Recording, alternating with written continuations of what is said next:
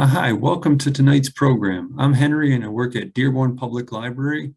Tonight's program is Life Skills, How to Jumpstart a Car. Some of the highlights are, I'm going to show you how to use Consumer Reports to learn how to jumpstart a car. And I want to show you something that I think is even better than jumper cables. All right, there we go.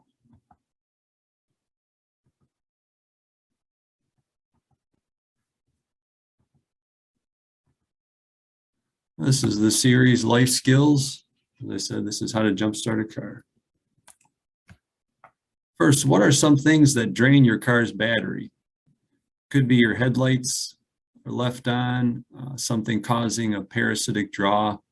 For example, interior lights, battery connections, it could be loose or corroded. It's extremely hot or cold outside. The battery isn't charging while you drive. This might be a problem with your alternator. Or too many short drives where the car doesn't have time to recharge, or maybe just the battery's old. And many auto parts stores offer free battery testing. Okay, how to access Consumer Reports. You visit dearbornlibrary.org, hover over the Resources tab, click on All Online Resources, click See or scroll down to See, and click on Consumer Reports. And search keywords, Jumpstart Car Dead Battery. Let's try to do that.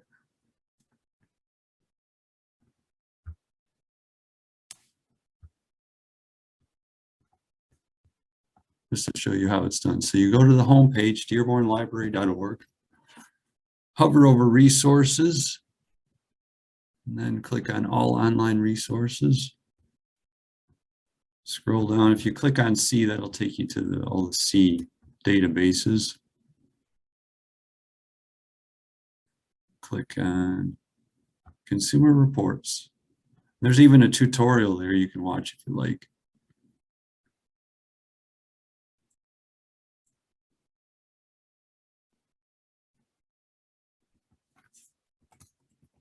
I'll search for Jumpstart Car Dead Battery.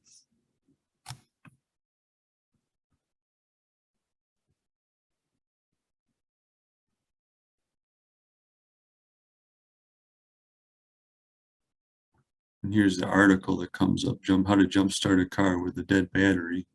So let's go right into that.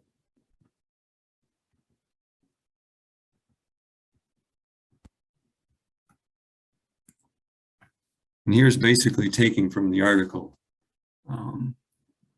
So you first park the car you'll use for jump starting next to the one with the dead battery. Position close enough that the cables will reach. Basically park right in front of you, or park right in front of the car that's down. The vehicles shouldn't touch one another. Turn off the ignition on both cars. First, clamp one end of the positive cable to the dead battery's positive clamp. Now you could have a helper, or you could do this yourself. You could connect the other end of that cable to the other battery's positive clamp. Next, connect the negative cable to the negative terminal on the good battery. Finally, connect the other end of the negative cable to a ground on the vehicle with the dead battery. This could be an engine block or another metal surface away from the battery. Be careful not to touch the two ends of the cable together while doing this. Start the car that is providing electricity, and then let it run for a little bit, and then start the car with the weak battery. If it doesn't start, check your connections and tighten or clean as needed. If it does start, they say let the problem car run for at least 20 minutes to allow the battery to recharge before shutting it off. If it still doesn't start, this may be another problem, so you might end up having to call a local service station. And then it's important to disconnect the cables in the reverse order. When you disconnect the cable from the ground, that stops the circuit.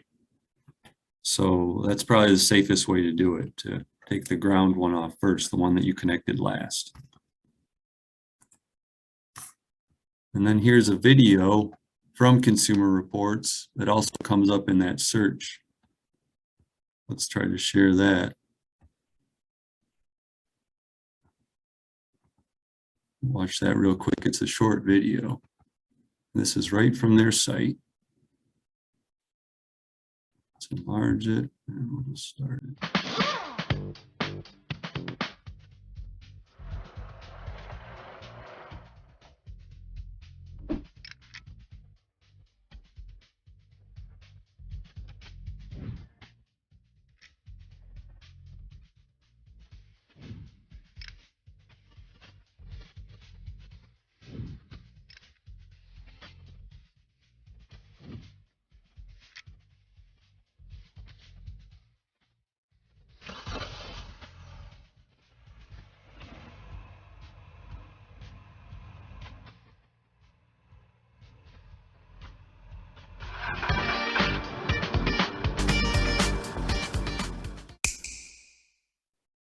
Okay, that was a short little video, and we'll go back to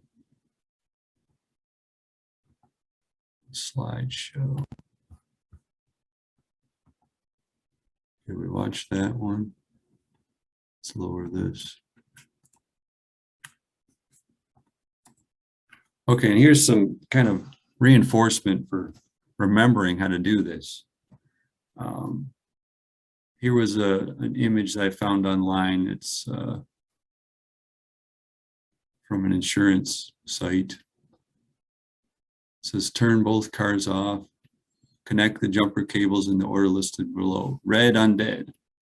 It's a good thing to remember. Red on dead, red on charged, black on charged battery, and then the fourth one black on bare metal on the weak batteries car. Here's another image kind of showing the same thing. 1, red on dead. 2, red on boosting car. 3, black on boosting battery. 4, black on bare metal. And then here's another image that shows one of the ways you could connect it to the bare metal. It's showing it connecting it to an unpainted bolt. You could do it to the engine block or part of the frame. I'd say think heavy steel, something that's grounded. Another way to remember, red to red on both cars, black to black on good for the battery, and then black to bare metal. Be a bolt, engine block, or frame. Think heavy steel. And a lot of the articles say never attach the negative cable to the bad battery's negative terminal. Here's why, as explained in the Family Handyman. Caution, don't attach the negative cable to the negative terminal of the weak battery when jumping a car battery. This common mistake could ignite hydrogen gas directly over the battery. Battery explosions can cause serious injury, even if you've gotten away with this before. Use a metallic engine part instead when jumping a car. Now, what type of jumper cable should I buy? Now, here's an article I found online from the Chicago Tribune. Considerations when choosing jumper cables. Rating, such as the gauge. It says 4 to 6 gauge wires are safe to use on standard passenger cars and economy vehicles. Anything higher than 6 gauges could melt or short out in use. It says basically the lower the gauge, the more heavy duty the cables. The length of the cables is something to consider too. They say 10-foot safety jumper cables should be long enough, but you might want something a little longer, maybe 20 to 25 feet. And safety, they say it's better to get jumper cables that provide generous insulation around the clamps to avoid a shock hazard, and maybe even get ones that are tangle resistant. Any of the auto parts stores around here should have jumper cables. Advanced Auto Parts, Auto Value Stores, AutoZone, Napa Auto Parts, O'Reilly Auto Parts, and this is not an exhaustive list. There's a lot of independent shops, other independent shops too. Here are some books to check out. At the library, we have these in the collection, and each one of these has a section on jump starting a car. One's called Car Care for Car Guys. Another one's called Girls Auto Clinic Glove Box Guide. Another one's called Popular Mechanics Complete Car Care Manual. And a lot of these will go into a little bit more depth even. They might even give you some more tips than what you'll find online. Now, what's better than jumper cables? A portable jump starter. Why? Because then you don't need another car to start yours. Now, Consumer Reports used to rate jump starters. Unfortunately, they're not doing that right now. But here are some examples of portable jump starters. Here's just ones that I've heard some good things about, saw some good reviews. I actually own the Duralast 800 one. Let's see that one. Let's try to take a look at those real quick.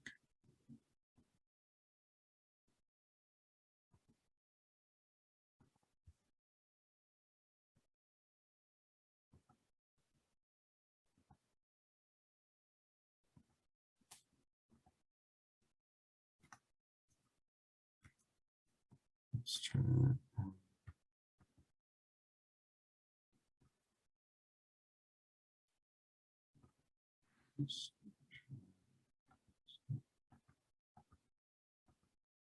Share.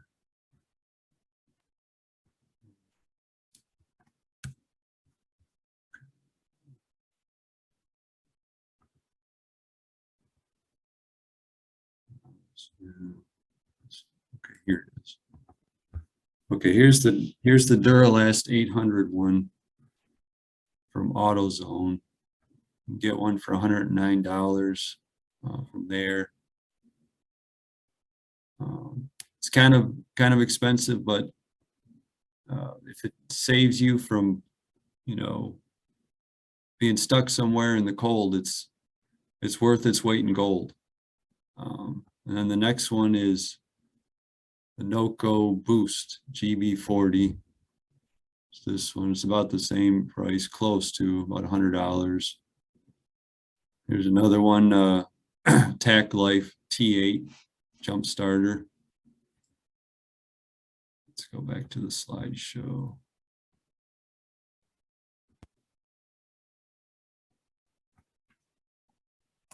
Here's the packaging for one, the Duralast 800.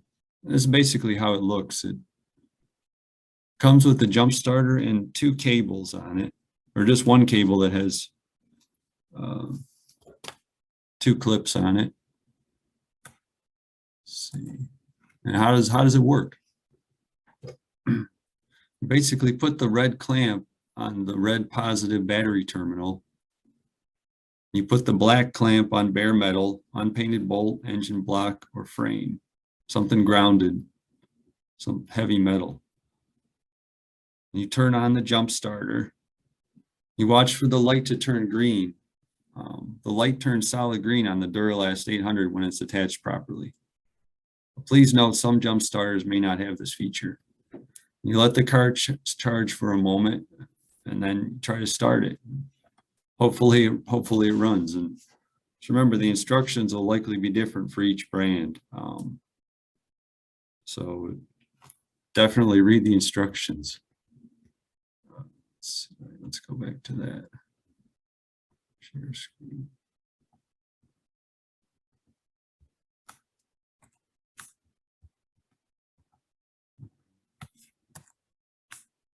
Now, how many amps should a jump starter have?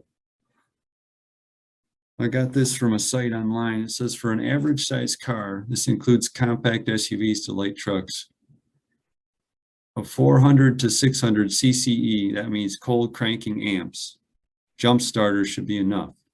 A large truck may need more amps, maybe around 1,000 cold cranking amps. And usually a lot of the jump starters will list this on them, or they might just list their peak amps. This one I think is 800 amps, which is more than enough for my car. But you'd have to look at the different ratings and figure out which one works best for you. Now, it's probably a good idea to have both a jump starter and jumper cables. I mean, if you can only have one, I'd say have a jump starter, just because you can use that. You don't need another vehicle to start yours then. And also they can help start your vehicle or vehicles belonging to coworkers, friends, family, or anyone. And it's a good feeling to be able to get your car or someone else's car running. If you start someone's car in the middle of winter, that's pretty good if you can do it. You know, and you can do it with a jump starter, or it might do it. There's a good chance it would help. Okay, and then if you have any other questions about jumper cables or jump starters, please let us know. The next up in the series is how to use a generator. That's Wednesday, May 4th, 6:30 p.m. to 7 p.m. You can register at dearbornlibrary.org. Thank you for watching. Have a good night.